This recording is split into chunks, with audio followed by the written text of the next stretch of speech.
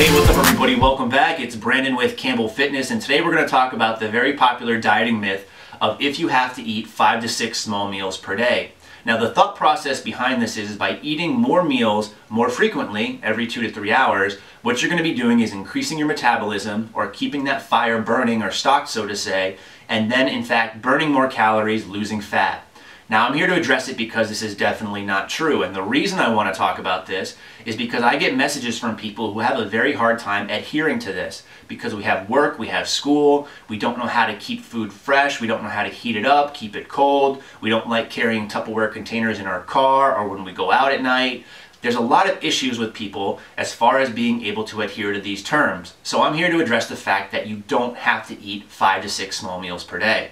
Now the thought process behind this is it deals with something called TEF, or the thermic effect of food, which means every time that you eat something, your body is going to burn calories processing it through your metabolism. Now generally people assume that TEF is around 10% of your caloric intake for the meal. Now this number is going to vary a bit depending on what kinds of food you eat, but for simplicity's sake we're going to stick with 10%. So let's look at the thermic effect of food for two different individuals. The first individual is going to eat 6 times per day at 500 calories each, which turns out to be 3,000 calories. The second person only eats 3 times per day at 1,000 calories each. So again, 3,000 calories. So for these two individuals, caloric intake is the same, except one person eats 6 times a day, the other person only eats 3 times per day.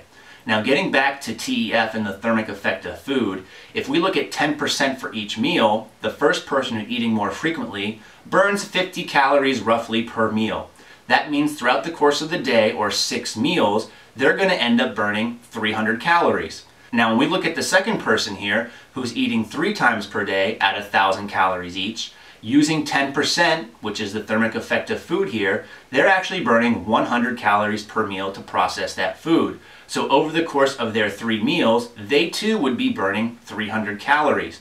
So you can see here that the thermic effect of food ends up being the same when you look at things in the long run. True, the first individual had it more frequently, but at smaller rates because their meals were smaller. By the end of the day, each person who's taking in 3,000 calories are each burning 300 calories as far as the thermic effect of food goes.